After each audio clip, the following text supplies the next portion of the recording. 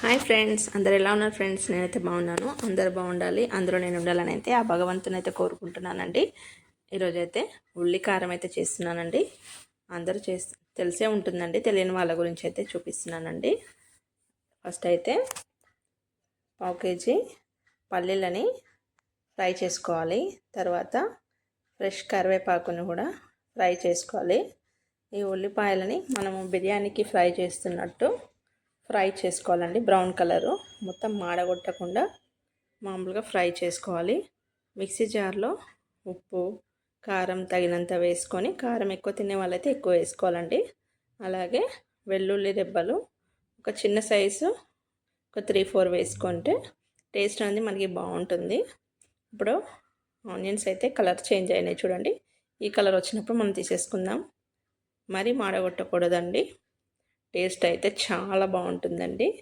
ఉట్టి అన్నంలో మనం ఇది కలుపుకొని తింటే ఒక పచ్చడి తిన్న ఫ్లేవర్ అయితే మనకు వస్తుంది.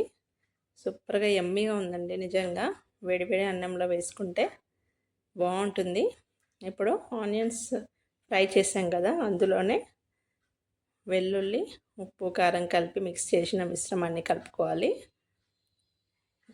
బాగా మిక్స్ అయ్యేలాగా కలుపుకున్న తర్వాత మనం ఇందులోనే వేయించిన పల్లీలు కరివేపాకును కూడా వేసి మొత్తం కలిపి మిక్స్ చేయాలండి.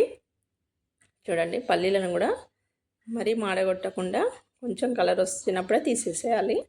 ఈ కరివేపాకు 3 కలిపేసి మనం రైస్లో కలుపుకుంటే ఎంత కావాలంటే అంత కలుపుకొని తింటే చాలా బాగుంటుందండి. చూడండి, కొంచెం అన్నంలో జస్ట్ ఇది ఒకటే కలుపుకొని తినేయచ్చు. కారం కారంగా వెల్లుల్లి ఫ్లేవర్ పల్లీల ఫ్లేవర్ తగులుతూ మనకి చాలా బాగుందండి టేస్ట్ అయితే. వీడియో నచ్చితే లైక్ అండ్ షేర్, సబ్స్క్రైబ్ అండి. Bye bye, thanks for watching.